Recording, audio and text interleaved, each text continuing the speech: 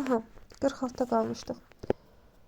Baxaq 46-ya. Deyir, sual şəxsinin yerinə nə yazılmalıdır? Ancaq qruplan keçirilir. Şagirdlərdə fərdi məsuliyyətin bölüşdürülməsinə xidmət edir. Bircə öyrənməni və yoldaş qiymətləndirməsi ilə bunu görən kimi ağlımıza nə gəlir? Bütün şagirdləri aktiv saxlayan, dərsə cəlb eləyən, elə digər köhnə suallarda da izahını vermişdim, karusel idi. Bunlar hamısı karuselin xüsusiyyətləridir. 47-yə baxaq.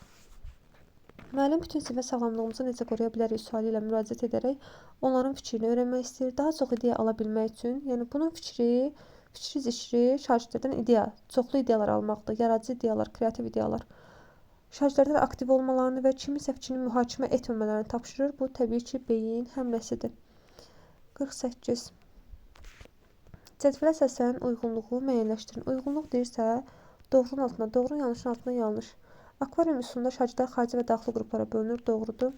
3 kişi bir üsulda motivasiya üçün, xeyr, motivasiya yox, refleksiya üçün istifadə olunur. Refleksiya üçün istifadə olunur. Ona görə ki, yanlışdır.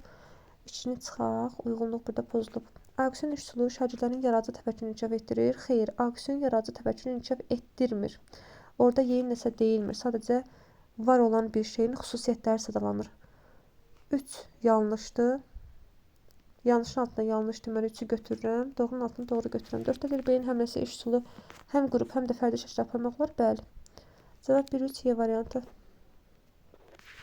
49. Debat üsuluna aiddir.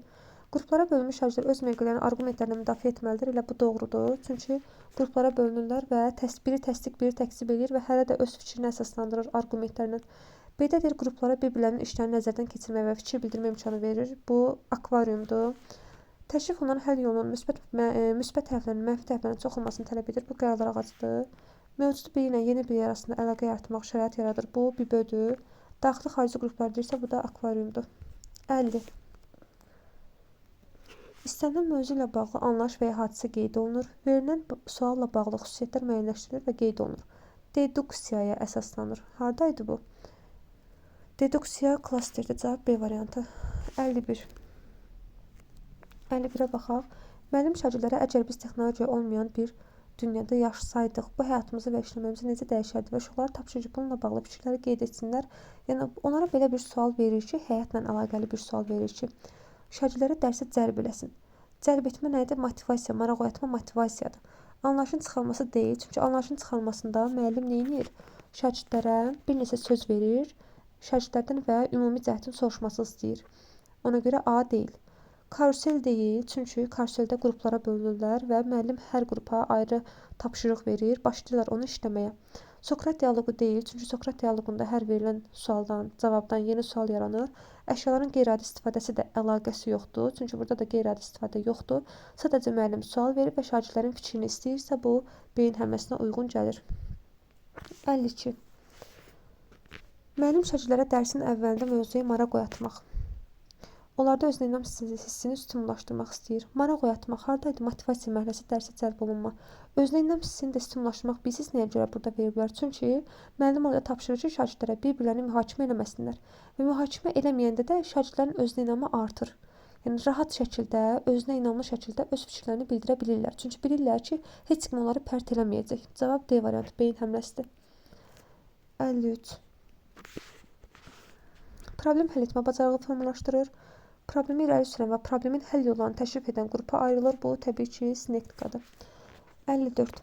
Bu texnologiya şagirdin işarələr sistemi var. Məlumatları yoxlamaq. İşarələr sistemi elə bizə deyir ki, burada nə var? Insert var.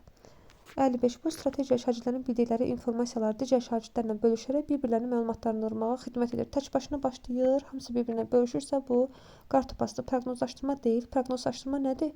Şagirdlər öz təxəyyüllərinə əsasən hər hansı bir mətni tamamlayırlar. İnsert üzərində iş deyil, real həyatı hadisə üzərindən problem həll edirlər.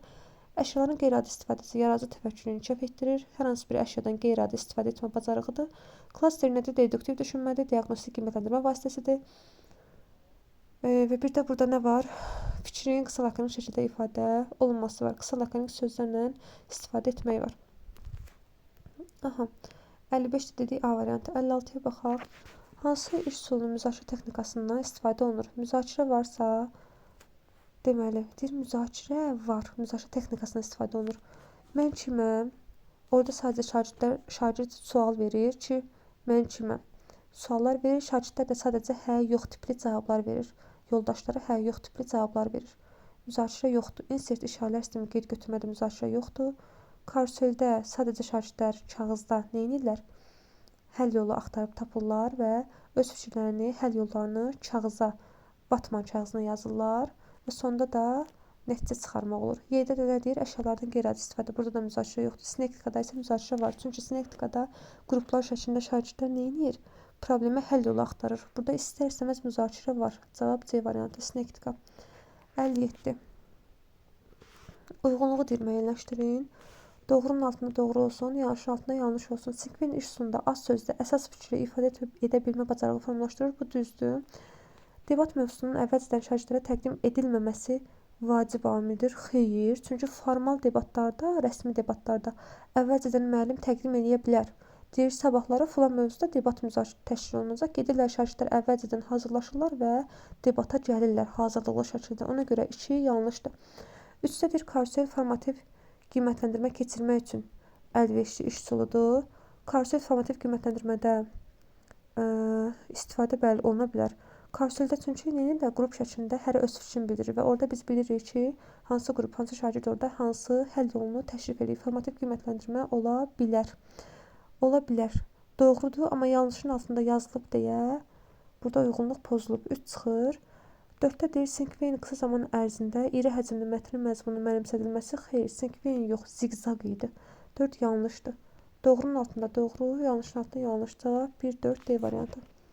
58.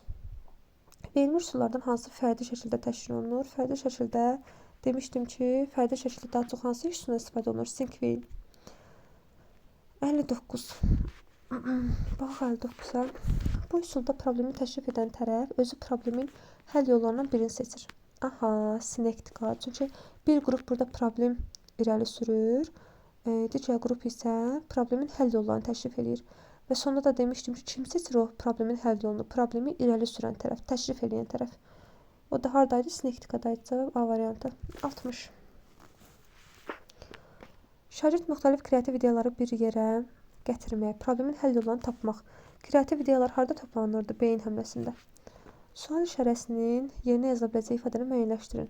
Birgə öyrənmə, yoldaş qiymətləndirməsi, bütün sivil aktiv saxlayan, bayaqdan danışdıqlarımız karusel. Cavab C variantı. 62.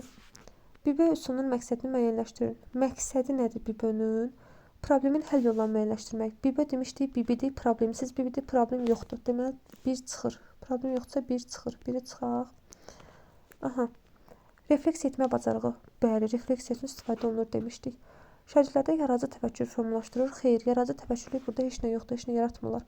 Mövzu barədə suallar formalaşdırmaq bəli, 4 ola bilər. Çünki orada istəyirəm, biləm hissəsində sual yazılar ora. Nə bilmək istədiklərini yazırlar sual formasında. Deməli 2-4 D variantı.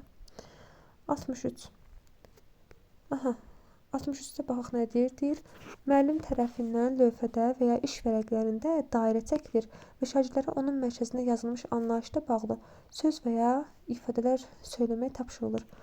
Deməli deyir, müəllim tərəfindən lövhədə və ya iş vərəqlərində dairə çəkilir və şagirdlərə onun mərkəzində yazılmış anlayışla bağlı. Yəni, baxın, bilirsiniz nə deməkdir? Mərkəzdə bir dənə anlayış yazır, məsələn, yazır isim. Deyir, onunla bağlı söz və ya ifadələr söyləmək tapşırılır. Artıq bununla bağlı, isimlə bağlı başlayacaqlar cürbəcür nə etməyə, ifadələr söyləməyə. Baxın, bir dənə anlayış verilib, bu anlayışda şaxələnəcək. Deməli, bu nədir? Şaxələndirmə, klaster. Cavab Y variantı. 1.1-si nədir bu? Qaydadan nümunəyə. Ümumidən xüsusiyə. Ümumi bir dənə söz verilir, bir anlayış verilir. O, nümunələrə ayrılır, şaxələnir. O da klaster, deduktiv düşünmə. 64. Sual şəklinin yerinə yazılmalıdır. Problem həll etmə var, layihə var. Demişdim ki, layihə işi qızıl işdir. Layihə işi qızıl işdir. Nədir bu layihə? Qızıl dairəsi. Cavab B variantı. 65. Aşağıdaşlardan biri rollu oyun texnikası ilə həyata keçirilir. Rollu oyun deyirsə, simulyasiyadır. Cavab D variantı.